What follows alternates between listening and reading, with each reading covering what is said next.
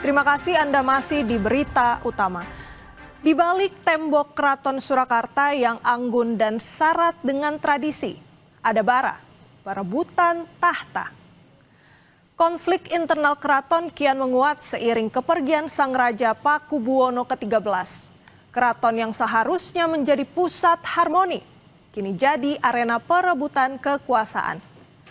Masing-masing pihak merasa paling berhak menjaga adat dan warisan leluhur. KGPH Purbaya dan KGPH Hangabei harus saling berhadapan. Keduanya mengklaim berhak mewarisi tahta sang ayah. Wafatnya Pakubuwono ke-13 2 November 2025 lalu membuka babak baru perebutan tahta yang selama ini terpendam. Jika sesuai tradisi, sang putra mahkota yang telah ditunjuk akan naik tahta menggantikan sang ayah. Saat itu putra mahkota adalah KGPH Purbaya, namun suksesi tak berjalan mulus. Dalam suasana berkabung, akhirnya para pewaris saling memperebutkan tahta.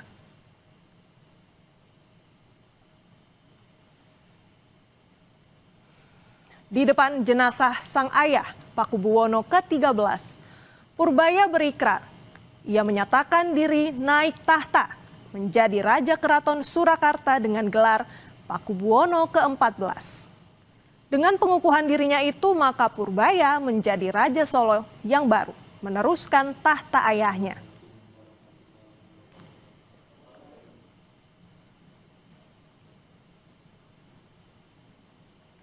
Sementara itu dalam rembuk keluarga Keraton Kasunanan Surakarta, giliran KGPH Hangabei berikrar sebagai penerus tahta Keraton Surakarta dengan gelar Pakubuwono ke-14. Prosesi penobatan berlangsung di Sasana Handrawina Keraton Surakarta. Dihadiri KGPA Tejo Wulan, putra-putri almarhum Pakubuwono ke-12 dan ke-13, para Sentono Dalem, serta abdi dalem.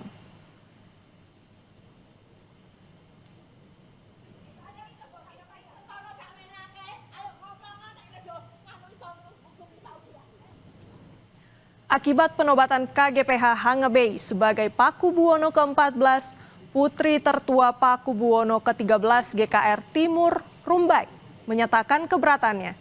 Ia menilai penobatan Hangabei bertentangan dengan komunikasi internal keluarga keraton. GKR Timur menegaskan bahwa adiknya Purbaya telah lebih dulu menyatakan diri sebagai Pakubuwono ke-14. Sedih saja Gusti Mangkubumi bisa berkhianat dengan kami putra-putri, kakak-kakak dan adik-adiknya. Itu saja yang saya sesalkan. Kepemimpinan di Keraton Solo sendiri akan seperti apa? Saya belum bisa menjawab. Pokoknya sabar dulu, tak support dan doanya. Yang penting kelangsungan keraton berjalan lebih baik untuk ke depan. Ya. Meski ada ribut-ribut saling klaim tahta, Keraton Solo tetap menggelar jumenengan atau upacara naik tahtanya Gusti Purbaya sebagai Pakubuwono ke-14. Sabda dalem yang diucapkan Purbaya jadi penanda Keraton Kasunanan Surakarta telah memiliki penguasa baru. Sang raja kemudian dikirap berkeliling dari Siti Hinggil hingga alun-alun.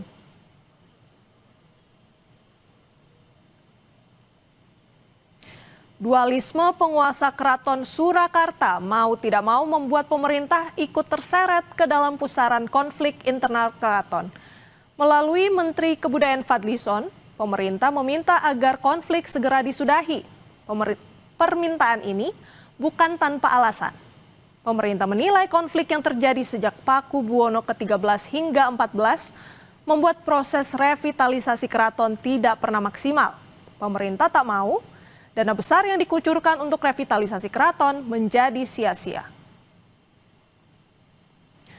Upaya meredam konflik internal keraton juga tampak saat Wakil Presiden Gibran Rakabuming Raka berkunjung ke Solo. Gibran mengajak sejumlah tokoh termasuk Purbaya dan Hangabei untuk menikmati sate kambing bersama. Dalam pertemuan itu dibicarakan beragam hal, termasuk isu terkini. Gibran juga meminta pemerintah Kota Solo terus menjaga situasi agar tetap kondusif. Pak Wali, Gusti Bei, Gusti Purboyo, Gusti Tejo Wulan semua. Lalu tadi kita makan sate, makan tongseng sebentar sambil membicarakan kondisi Kota Solo dan juga keraton. Dan ya kami titip ke Pak Wali, mohon selalu dijaga kondusivitasnya.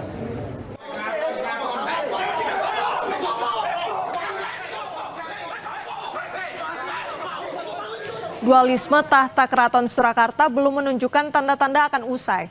Bahkan dua kubu terlibat keributan jelang kedatangan Menteri Kebudayaan Fadly Zon. Kericuhan kembali terulang saat Putri Pakubuwono ke-13 Gusti Kanjeng Ratu Panembahan Timur Rumbai. Tiba-tiba bicara di depan forum, podium dikuasai, protes dilayangkan di depan mata sang menteri. Ia protes terbitnya SK yang memberi wewenang pengelolaan kawasan keraton kepada KGPH Tejo Wulan. Negara dianggap terlalu jauh mencampuri urusan keraton.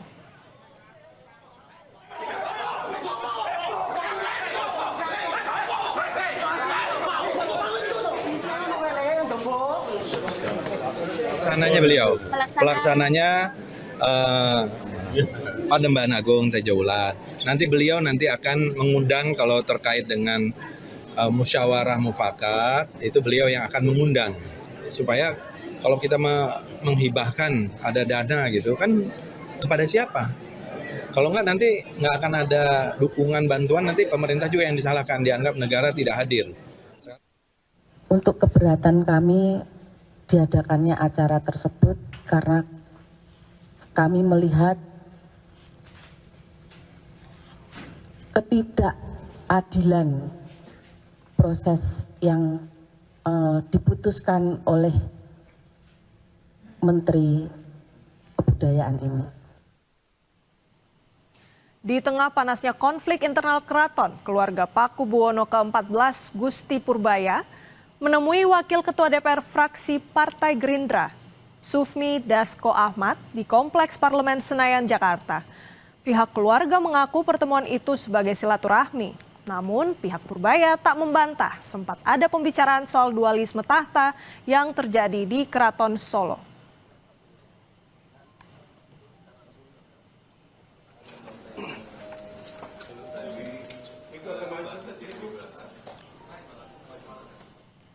Sejarah seolah berulang pada konflik Purbaya dan Hangabei. 22 tahun lalu, konflik serupa juga terjadi pada sang ayah Pakubuwono ke-13 dengan Tejo Wulan. Keduanya saling klaim mewarisi tahta. Dan kini sosok KGPH Tejo Wulan muncul lagi dalam konflik kekuasaan. Jika dulu bertarung memperebutkan tahta raja, kini ia muncul sebagai pihak yang diberi kuasa Fadly Zon untuk mengelola aset keraton. Dalam pandangan pengamat sejarah dan budaya Solo, Dani Saptoni, konflik muncul akibat para bangsawan keraton melupakan esensi penting dalam tubuh keraton sebagai eksistensi budaya. Siapa yang nanti bisa mendamaikan, yaitu adalah keluarga keraton sendiri. Dan ketika ada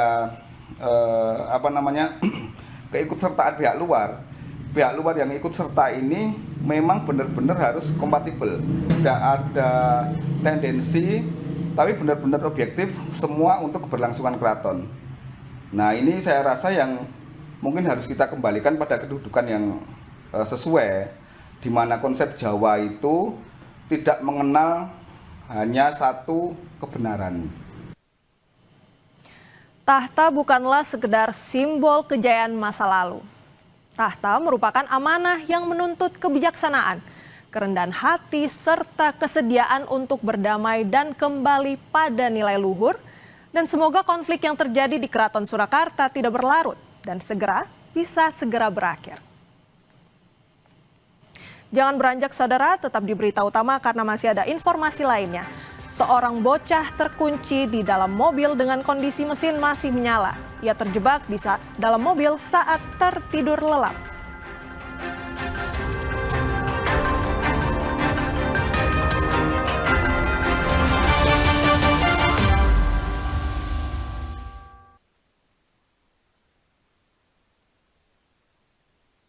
Pas aku coba Le Mineral, seger banget, nggak bikin enak sama sekali. Benar, karena Le Mineral dari pegunungan terpilih. Setiap tetesnya melewati lapisan batuan alami, membuat airnya lebih sehat, lebih segar. Kayak ada manis-manisnya. Le Mineral.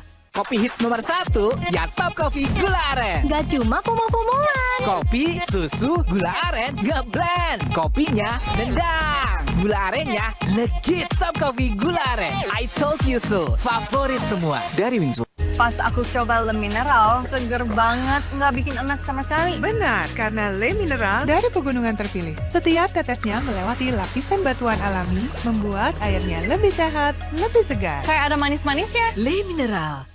Sesaat lagi, Anda akan menyaksikan Kompas Update. Didukung oleh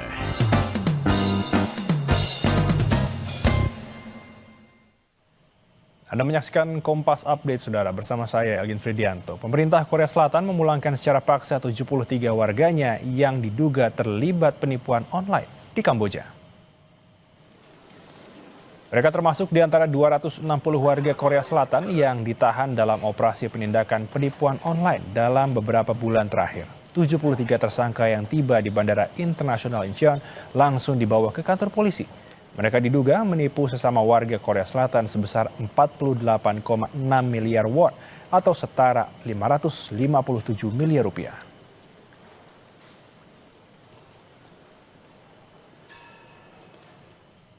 Demikian Kompas Update, saya Elgin Fridianto. Sampai jumpa. Terima kasih Anda telah menyaksikan Kompas Update. Didukung oleh